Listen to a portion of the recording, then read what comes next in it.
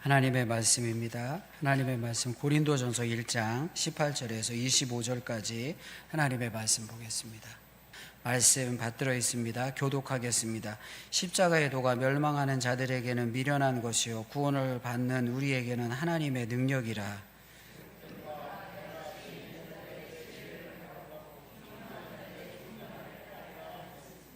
지혜 있는 자가 어디 있느냐, 선비가 어디 있느냐, 이 세대의 변론가가 어디 있느냐.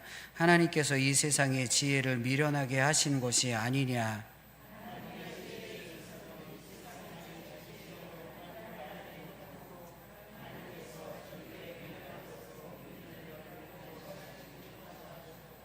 유대인은 표적을 구하고 헬라인은 지혜를 찾으나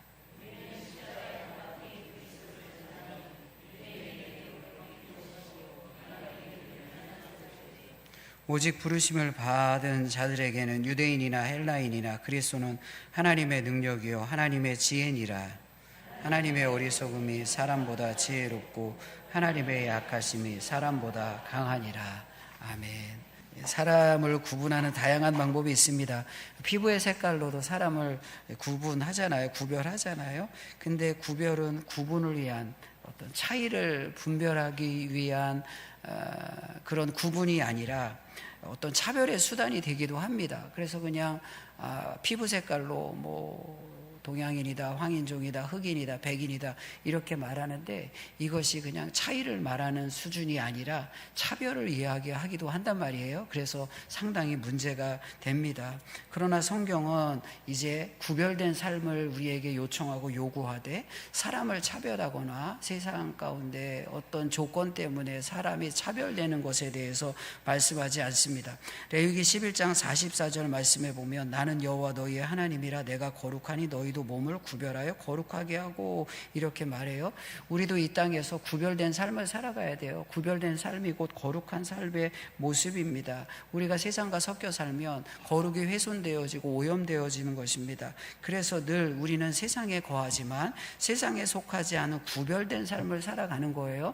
이렇게 구별된 삶을 요청하고 요구하는 성경의 가치가 차별을 말하는 게 아니에요. 동성애나 이런 것에 대해서 반대하면 이 구별을 훼손하는 성경적 가치와 반하는 것이기 때문에 우리는 그런 가치를 따라갈 수 없습니다 라고 말하는 것이지 이것이 차별을 말하는 것이 결코 아닙니다. 그런데 세상 사람들은 이런 거룩한 구별에 대해서 이해가 없으니까 이거 차별이다 이런 주장을 하기도 합니다.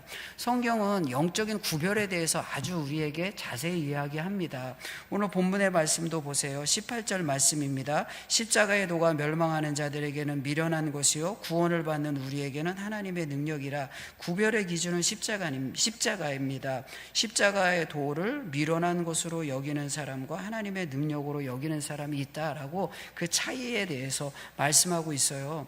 십자가의 도를 미련한 사람으로 여기는 사람은 오늘 본문의 말씀에서 하나님께서 사람을 이제 구별을 하는데 하나님께서 구분을 짓고 있어요.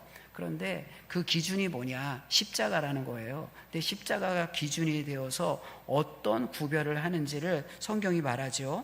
십자가의 도를 미련한 것으로 여기는 사람은 멸망하는 자들, 구원받은 우리에게는 하나님의 능력이다 이렇게 말합니다. 십자가를 중심으로 구원받은 사람이 있고 십자가를 중심으로 멸망하는 사람이 있다는 거예요. 사실 성경은 사람을 구별할 때 이 두 종류의 사람으로 구별하는 거예요. 그래서 구원받은 사람과 멸망하는 사람이 있는데 복음을 증거하고 예수 그리스도의 십자가의 복음을 전파함으로 말미암아 멸망에 속한 사람을 구원받은 사람으로 옮겨오게 하는 것이 복음이고 전도입니다. 고린도전서는 3차 선교 여행 중에 바울이 에베소에서 기록했습니다. 3차 선교 여행 중 에베소에서 기록했는데 연대를 추정해 보면 54년에서 55년 주후 54년에서 55년 정도의 고린도전서를 기록한 것으로 여겨집니다. 그런데 예수님께서 십자가에 죽으신 것은 주후 30년 혹은 33년이라고 그 유월절을 계산하거나 아니면 천문학적인 계산을 통해서 추정을 하거든요. 예수님이 오신 것을 기점으로 해서 주 전과 주 후가 나뉘어지잖아요. 근데 이게 어떤 수도사가 그 계산을 한 거예요. 근데 계산에 착각이 있어서 이 잘못 계산을 했어요. 그래서 엄밀하게 따지면 예수님이 실제적으로 태어난 해는 주전 4년 정도입니다. 그러니까 아무리 늦게 잡아도 아니면 좀 그렇게 해도 주전 4년 정도가 예수님이 태어나신 거예요. 그러니까 예수님이 태어나신 게 주전 4년이라면 이제 예수님이 돌아가신 게 주후 30년 혹은 33년이면 성경의 여러 가지 정황들과 상당히 일치합니다. 그런데 이제 고린도전서는 54년에서 55년 사이에 기록됐고요. 예수님이 죽으신 것은 30년이라고 치면 약 25년의 시간이 흘렀잖아요. 25년의 시간이 흘렀는데 지금 이제 예수님이 어떻게 죽으셨어요? 가장 잔혹한 형틀에서 유대인의 죄인으로 죽으셨단 말이에요. 근데 이 기독교 시작한 지가 한 25년 정도 된 신흥 종교에 지금으로 이제 우리가 어떤 기독교인의 이해의 관점으로가 아니라 세상 사람들의 이해의 관점으로 보면 이제 막 시작된 종교입니다. 신흥 종교입니다. 유대교에서 파생된 신흥 종교인데 그 종교의 상징이 십자가예요. 아직도 십자가는 형틀로 사용되고 있습니다. 근데 종교의 상징으로 십자가를 사용하고 있어요. 십자가를 자랑하고 십자가가 능력과 지혜라고 주장을 하고 있어요. 그리고 유대 땅에서 한 25년 전에 죽은 죄인으로 죽은 비참히 죽은 예수를 주로 고백한단 말이에요. 그러면 이런 복음을 증거하고 이런 종교적 진리와 교리들을 증거한다면 사람들이 이 복음을 쉽게 받아들이겠습니까? 쉽게 받아들이지 않는 거예요. 고린도 교회도 마찬가지입니다. 그래서 오늘 본문의 말씀에서 뭐라고 이야기합니까? 23절 말씀을 보세요. 우리는 십자가에 못 박힌 그리스도를 전하니 유대인에게는 꺼리 끼는 것이요 이방인에게는 미련한 것이로되, 이렇게 말합니다. 전하긴 전하는데 사람들이 복음 앞에 대체적으로 어떤 반응을 보인다는 거예요? 유대인들은 꺼리는 거예요. 그리고 이방인들은 미련하게 생각하는 거예요. 왜 아니겠습니까? 한 25년 전에 예수라는 사람이 죽었는데 십자가에 비참하게 죽은 사람을 주라고 고백하고, 그리고 그 신흥 종교의 상징은 십자가란 말이에요. 그러면 사람들이 생각할 때, 야, 저 종교는 도대체 어떤 종교인데 형틀을 자신의 진리의 상징으로 여기고 도대체 저 사람들의 믿음의 대상은 누구인데 유대인 중에 십자가에 비참히 죽은 예수라는 사람을 주로 고백하는가, 이상하게 생각할 거죠. 당연히 유대인들은 꺼리끼는 것이고 이방인들은 미련한 것이라고 여깁니다. 당시 사람들이 좋아하는 게 뭐예요? 지금 고린도전서는 고린도 교회에 편지를 보내잖아요. 거기에는 이방인들도 있고 다양한 민족적 배경을 가지고 있는 사람들도 있고 유대인들도 있단 말이에요. 근데 세상 사람들이 좋아하는 것이 무엇일까요? 22절 말씀, 이 세상 사람들의 관심사를 이야기합니다. 22절 말씀을 제가 읽을게요. 유대인은 표적을 구하고 헬라인은 지혜를 찾으나, 이렇게 말합니다. 세상 사람들이 원하는 게 뭐예요? 표적 그리고 지혜를 구하고 찾는다라고 말합니다. 보다 효과적으로 복음을 증거하기 위해서는 표적을 앞세우면 좋잖아요. 유대인들에게는 표적을 보여주고 헬라인들에게는 지혜를 이야기하면 참 좋잖아요. 그런데 복음이 그렇지 않다는 거예요. 십자가를 드러내고 십자가를 증거하고 있다는 것입니다. 유대인들이 표적을 구하는 내용은 성경 여러 곳에서 나옵니다. 마태복음 12장 38절과 39절 말씀입니다. 그때 서기관과 바리새인 중 몇 사람이 말하되 선생님이여 우리에게 표적을 보여주시길 원하나이다. 39절 말씀, 예수께서 대답하여 이르시되 악하고 음란한 세대가 표적을 구하나 선지자 요나의 표적밖에는 보일 표적이 없느니라. 똑같은 말씀이 마태복음에 다시 한번 반복됩니다. 16장 1절과 4절 말씀, 바리새인과 사두개인들이 와서 예수를 시험하여 하늘로부터 오는 표적 보이기를 청하니 4절, 악하고 음란한 세대가 표적을 구하나 요나의 표적밖에는 보여줄 표적이 없느니라. 이렇게 말합니다. 요나의 표적을 이야기하는 게 뭐예요? 죽음과 부활에 대해서 이야기하는 거죠. 십자가와 부활에 대해서 예수님이 말씀하시면서 이 표적밖에는 보여줄 것이 없다, 이렇게 말합니다. 예수님께서 표적을 행하시지 않은 게 아니에요. 기적도 베풀어 주셨습니다. 그러나 표적과 기적이 복음의 핵심이 아닌 거예요. 그 기적과 표적은 이 모든 제약과 모든 부정과 모든 부자유함으로부터 복음으로 말미암아 자유케 하시는 하나님의 복음이 무엇인지, 하나님의 나라에서 누리는 자유가 무엇인지를, 모든 질병과 아픔과 고통으로부터 자유케 함으로 말미암아 하나님의 나라의 복음의 본질이 무엇인지를 보여주는 것이지, 그 표적 자체가 중요한 게 아닌 거예요. 근데 표적을 구하는 거예요. 유대인들은 표적을 좋아하는 거예요. 그래서 유대인들은 표적을 구하고 이렇게 말하죠.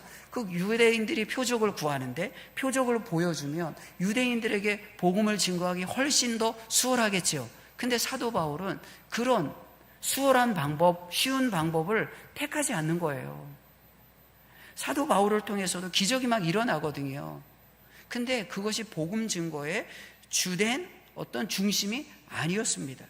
헬라인들은 어떻습니까? 헬라인들은 지혜를 찾으나 이렇게 말하죠. 우리가 아는 소크라테스, 플라톤, 아리스토텔레스, 다 이런 사람은 헬라 철학자입니다. 철학에 굉장히 관심이 많은 사람들이에요. 철학이 무엇입니까? 지혜가 무엇입니까? 단순히 정보나 기술을 전달하는 지식이 아닙니다. 우주와 우주의 본질, 인간이 뭔가, 이런 심오한 질문을 하는 거예요. 헬라인들은 그 심오한 질문을 하면서 올바른 삶을 추구하는 근본 원리를 찾으려고 굉장히 애씁니다. 그런 철학적 질문을 하면서 다른 사람들을 설득하고 설명하거든요. 이렇게 설득하고 설명하기 위해서 중요한 게 뭐예요? 논리력이 중요하고요, 설득력이 중요하고요, 이성적으로 다른 사람을 납득시키는 게 중요한 거예요. 이것을 지혜라고 생각합니다. 사도 바울도 충분히 그럴 만한 능력이 되죠. 그러나 그들이 요구하는 지혜의 방식으로 복음을 증거하지 않아요. 십자가의 능력이 지혜를 의존하지 않기 때문에 그래요. 그러니까 쉬운 방법이 있고 쉬운 길이 있음에도 불구하고 사도 바울은 쉬운 길, 쉬운 방법을 선택하지 않습니다. 오직 십자가만을 붙듭니다. 사람들이 꺼리는 것이고요, 사람들이 미련하다고 생각하는 거예요. 오늘 본문의 말씀에서 이야기하는 게 뭘까요? 진짜 미련한 게 뭐냐? 이것을 사도 바울이 말하는 거예요. 진짜 미련한 게 뭐냐? 그래서 오늘 본문의 말씀은 미련이라는 단어가 굉장히 많이 나와요. 그 미련이라는 단어를 통해서 진짜 미련한 게 무엇인지를 우리에게 분명히 보여주고 있습니다. 본문의 말씀을 다시 한번 볼까요? 천천히 읽으면서 미련이란 단어를 여러분들도 한번 찾아보세요. 십자가의 도가 멸망하는 자들에게는 미련한 것이요 구원받는 우리에게는 하나님의 능력이라. 기록된 바 내가 지혜 있는 자들의 지혜를 멸하고 총명한 자들의 총명을 폐하리라 하였으니, 20절 말씀, 지혜 있는 자가 어디 있느냐? 선비가 어디 있느냐? 이 세대의 변론가가 어디 있느냐? 하나님께서 이 세상의 지혜를 미련하게 하신 것이 아니냐. 21절 말씀, 하나님의 지혜에 있어서는 이 세상이 자기 지혜로 하나님을 알지 못하므로 하나님께서 전도에 미련한 것으로 믿는 자들을 구원하시기를 기뻐하셨도다. 유대인들은 표적을 구하고 헬라인은 지혜를 찾으나. 23절 말씀, 우리는 십자가에 못 박힌 그리스도를 전하니 유대인에게는 꺼리 끼는 것이요 이방인에게는 미련한 것이로되. 24절, 오직 부르심을 받은 자들에게는 유대인이나 헬라인이나 그리스도는 하나님의 능력이요 하나님의 지혜니라. 그리고 25절 말씀도 보세요. 하나님의 어리석음이 사람보다 지혜롭고 하나님의 약하심이 사람보다 강하니라. 하나님의 어리석음, 이 어리석음이란 단어도 미련이라는 말과 똑같아요. 그러니까 동사나 형용사나 명사 그렇게 품사만 바꿔서 계속 거듭거듭 미련이라는 단어가 18절서부터 25절까지 곳곳에 겹쳐서 계속 기록되어지고 있습니다.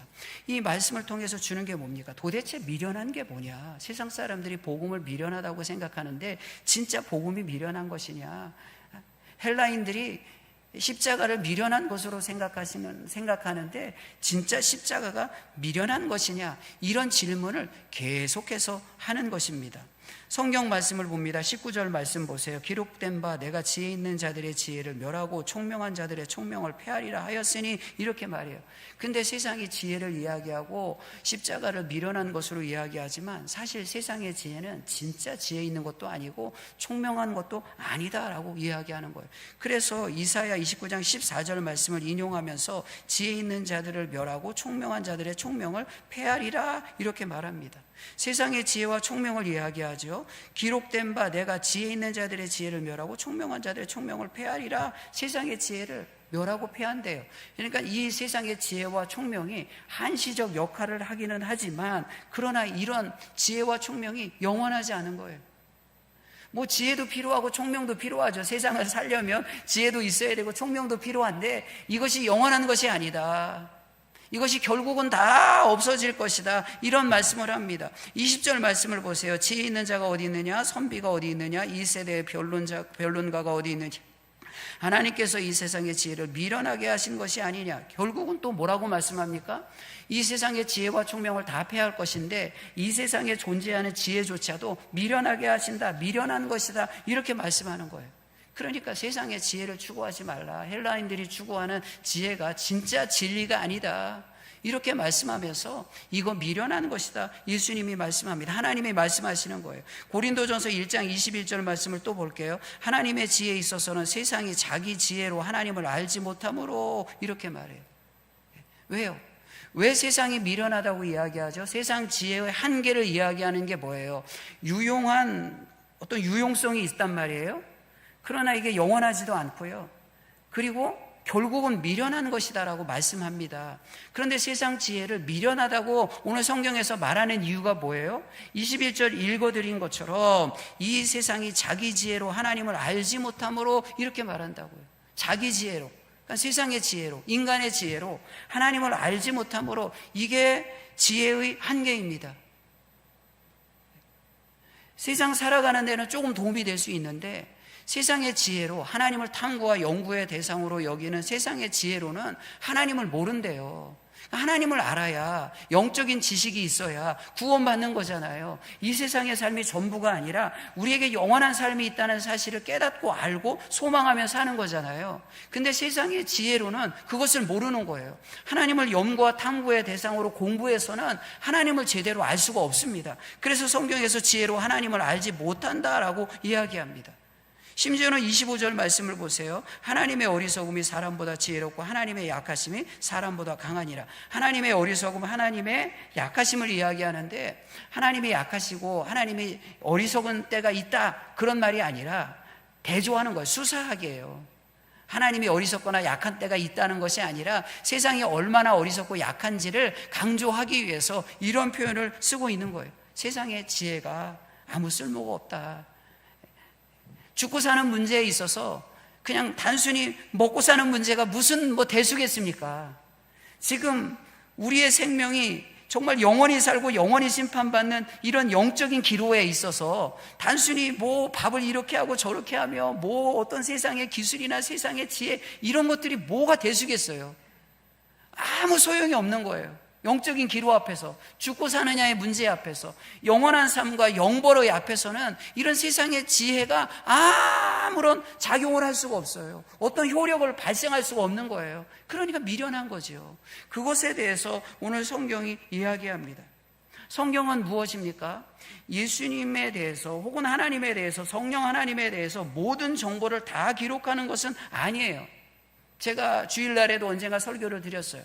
성경 66권을 통해서 하나님에 관한 모든 정보를 다 기록하는 건 아니에요. 그건 세상의 언어와 책들을 다 동원해도 하나님에 관한 정보를 다 기록할 수 없어요. 하나님이 피조한, 하나님이 만드신 세상에 대한 정보와 지식과 지혜를 기록하기에도 세상의 언어와 책은 한없이 부족하거든요. 근데 그것을 창조하신 무한하시고 영원하신 하나님에 대한 정보를 어떻게 글과 책으로 다 기록할 수가 있겠습니까? 그러나 성경은 모든 정보를 다 기록한 것은 아니지만 하나님의 전부가 계시를 통해서 성경에 그대로 담겨져 있어요. 이게 영적인 계시입니다. 그래서 우리는 하나님의 말씀 계시를 통해서 하나님의 전능함과 하나님의 영원하심, 하나님의 전부, 하나님의 구원의 지혜를 전부 깨달을 수가 있어요. 정보를 전부 전달받는 것은 아니지만 하나님 구원에 대한 영적 계시와 진리들을 온전히 완전히 100% 깨달을 수가 있는 거예요. 그래서 우리는 세상의 지혜를 의존하지 않고 믿음으로 하나님 앞에 접근하고 믿음으로 하나님 앞에 나아갈 수가 있는 거예요. 그래서 오늘 성경에서 무엇을 이야기합니까? 21절 말씀을 다시 한번 보세요. 하나님의 지혜에 있어서는 이 세상이 자기 지혜로 하나님을 알지 못하므로 하나님께서 전도에 미련한 것으로 믿는 자들을 구원하시기를 기뻐하셨도다, 이렇게 말합니다. 우리가 지혜가 많아서, 지식이 많아서, 설명을 잘해서 복음이 증거되거나 그 진리가 효율적으로, 효과적으로 다른 사람들에게 전파되는 게 아니라는 거예요. 전도에 미련한 것으로 이야기합니다. 전도에 미련한 것으로. 전도가 미련해 보이는데 미련한 것이 아니라는 거예요. 그러면 오늘 본문의 말씀에 전도가 어떤 의미가 있을까요? 전도라는 말은 어떤 의미가 있을까요? 이 전도라는 것은, 제가 헬라어 좀 어려운 말 쓸게요. 어려운 것도 아닌데 케리구마인데, 이게 신학적이나 성경에 있어서 케리구마, 이 단어가 굉장히 중요한 단어거든요. 근데 이 케리구마, 이 단어가 성경에 종종 전도라는 말로 번역되어져요. 그런데 이 케리구마는 전도라는 말로도 옳지만 또 다른 의미로는 선포, 선언, 이런 의미로도 이해가 할 수 있어요. 그럼 오늘 본문의 말씀에 이 전도라는 것은 무엇입니까? 하나님께서 선포에 미련한 것으로 믿는 자들을 구원하시기를 기뻐하셨도다, 이렇게 말합니다. 무슨 말이에요? 지혜 있는 자는 설명을 잘해야 돼요. 나의 지혜의 진실을 전하는 사람의 권위에 의존한다고요. 무슨 말이냐면, 제가 그냥 자연인 박종남이 성경에 근거해서 사랑하며 살아야 됩니다, 사랑하며 삽시다, 우리 정말 형제를 사랑합시다, 원수 사랑하는 거 너무 어렵지요, 근데 원수 사랑해야 됩니다, 이것이 하나님의 나라를 이루는 것입니다, 이렇게 말하면 아, 그래, 우리 목사님이 이런 설교를 했구나, 이렇게 넘어간단 말이에요. 근데 똑같은 말을 저보다 훨씬 더 권위 있는 사람, 훨씬 더 유명한 사람, 훨씬 더 이름이 많이 알려진 사람이 하면 듣는 사람이 그 말을 다르게 들어요. 다르게 듣는다고. 그래서 그것을 인용합니다. 누가 이렇게 이야기했다, 누가 이런 말을 했다, 누가 이런 말을 해서 그게 굉장히 권위 있는 말로 여겨집니다. 왜냐하면 세상의 진실이나 진리는 전하는 사람의 권위를 의존합니다. 근데 권위 있는 사람은 말하나 저 시골에서 공부 하나도 안 하고 평생 농사지면서 삶을 통해서 체험하고 체득한 그런 삶의 진실과 진리를 전하는 사람이나 가만히 들어보면 똑같아요. 말하는 거 다 똑같습니다. 뭐 공부 많이 했다고, 아니면 뭐 세상에서 잘 나가는 사람이라고, 세상에서 엄청나게 유명한 사람이라고 특별한 거 말하는 거 아니에요.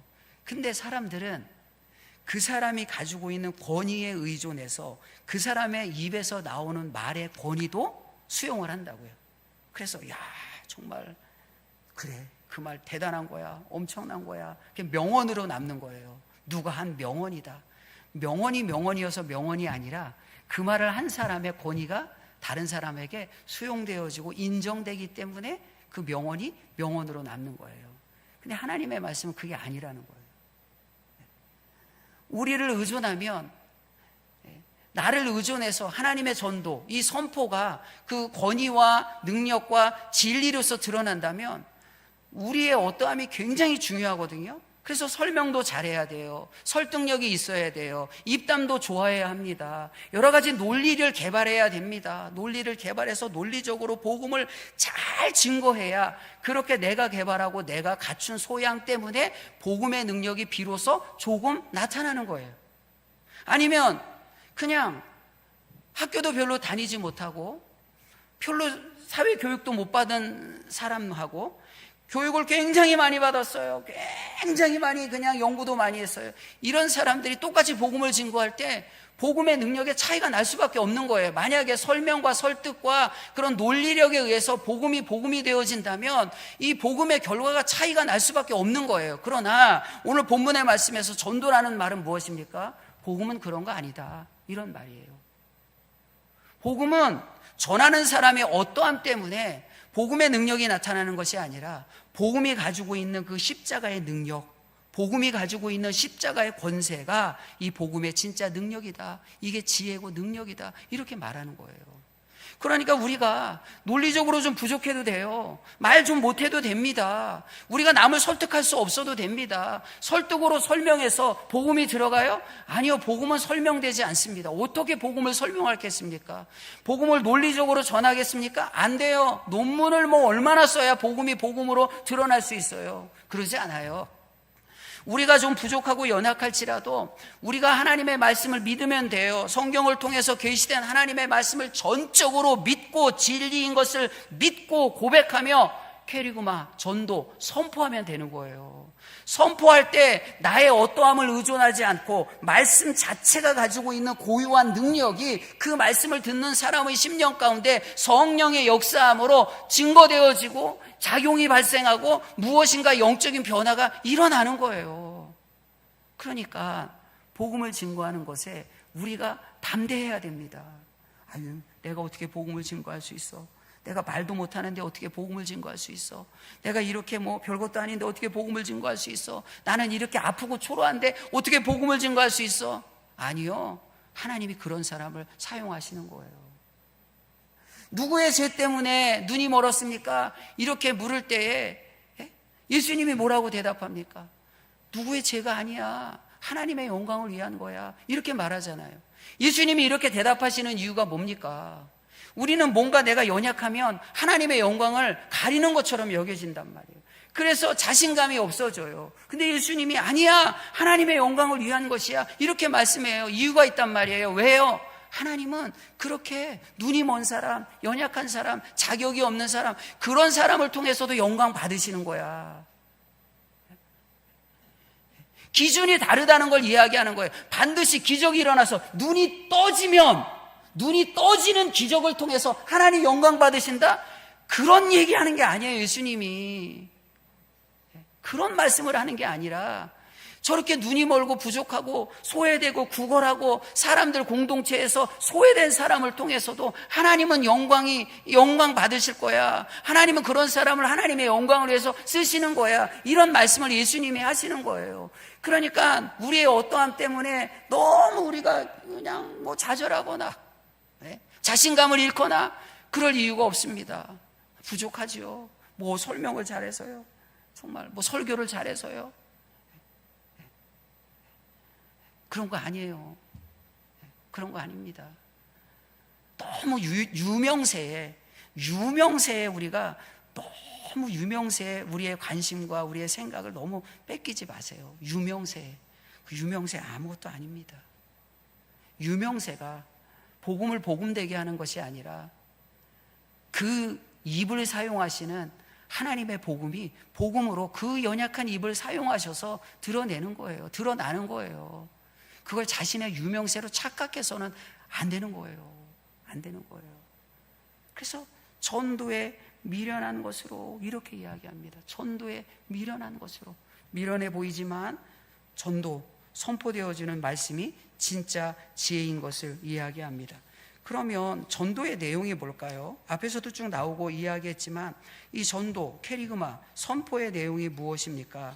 설명하고 설득하지 않아도 선포되어지는 말씀을 무엇이라고 말씀합니까? 23절 말씀을 보세요. 우리는 십자가에 못 박힌 그리스도를 전하니 유대인에게는 꺼리 끼는 것이요 이방인에게는 미련한 것이로되. 세상 사람들이 꺼리 끼는 것이고 미련한 것으로 여긴다고요, 지금도. 그러나 전하는 것은 십자가에 못 박힌 그리스도를 전해야 된다는 거예요. 십자가에 못 박힌 그리스도가 우리 안에 있어야 됩니다. 우리의 삶과 입술을 통해서 십자가에 못 박힌 그리스도를 전하는 거예요.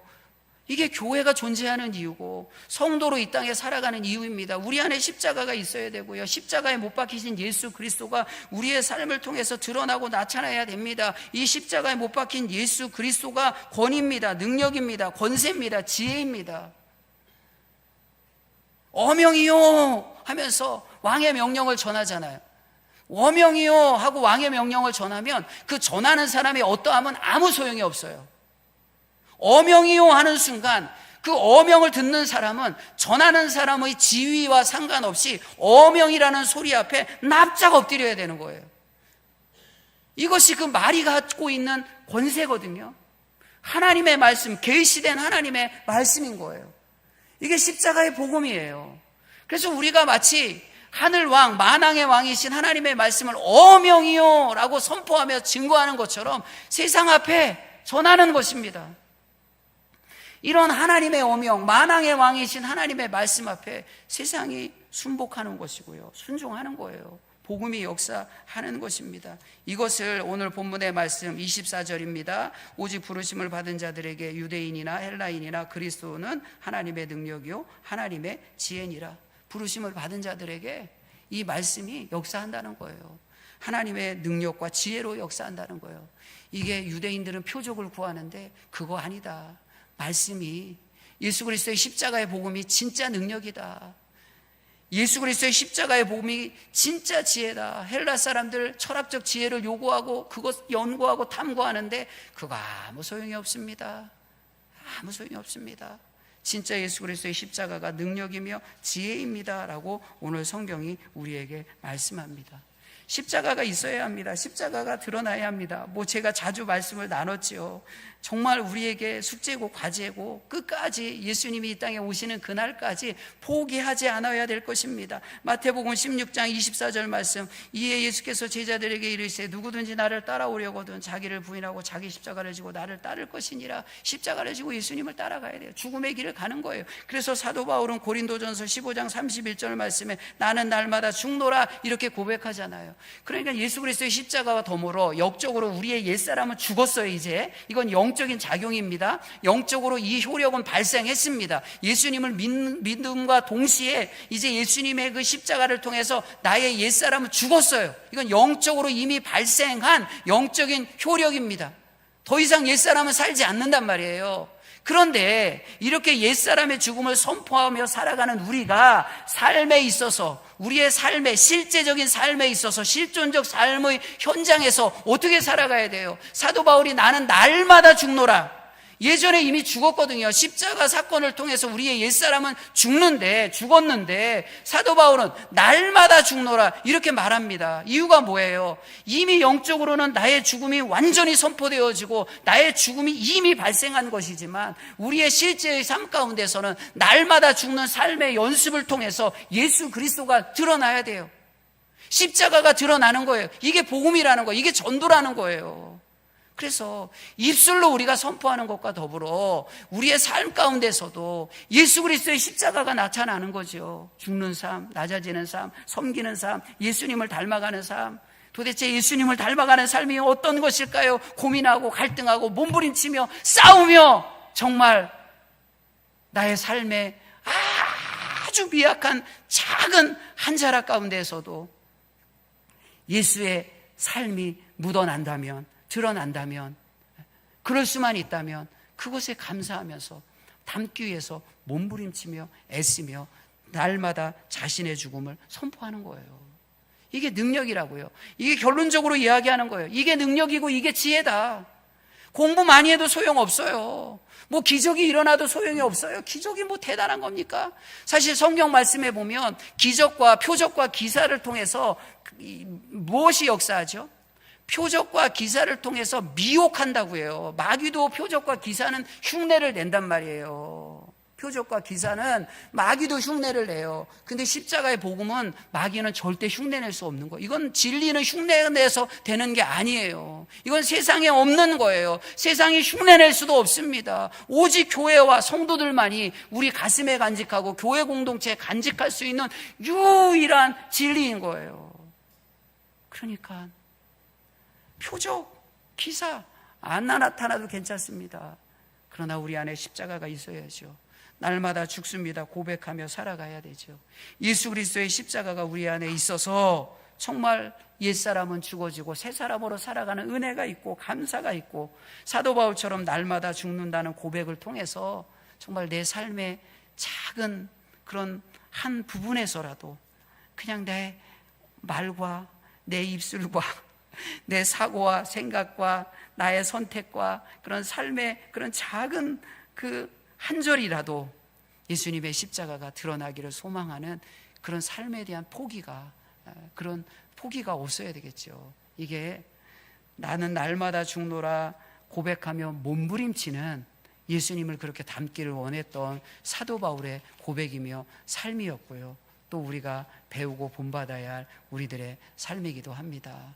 우리 전조화산 교회를 통해서, 우리를 통해서 사실 말씀을 적용한다는 게, 왜냐하면 이게 제가 이제 이렇게 말씀을 적용하면서 느끼고 생각하는 게 이제 어떤 생각이 드냐면, 야, 이게 말씀이 내 삶의 깊은 삶의 영역과 오랫동안 그 나의 인격과 나의 삶의 습관을 이렇게 누적하고 축적해왔던 그 깊은 곳까지, 그 콘크리트와 같은 그런 것까지 깨고 들어가서 내 삶을 변화시킨다는 게, 참 인간의 한계, 인간적 한계를 처절하게 경험할 수밖에 없구나, 이런 생각이 많이 들거든요. 왜냐면 이게 그런 나의 어떤 그냥 습관적 사고와 그런 이 켜켜이 쌓인 누적된 그런 퇴적된 삶의 방식들을 이게 하나하나 깨낸다는 게 참 어렵더라고요. 참 어렵더라고요. 그럼에도 불구하고 포기하지 않고 싸우고 예수 그리스도를 닮기를 소망합니다라는 간절한 고백들이 있을 때 비로소 작지만 그러나 빛나는 십자가는 우리의 심령과 교회에 우뚝 설 것입니다.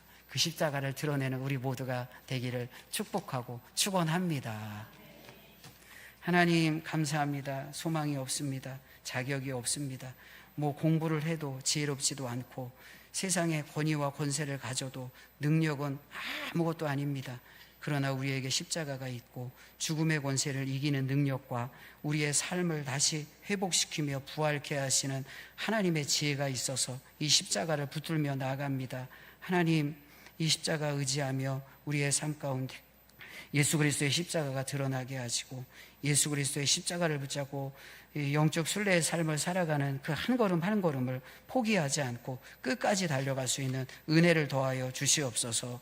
하나님 함께 하심을 믿습니다. 예수님의 이름으로 기도하옵나이다. 아멘.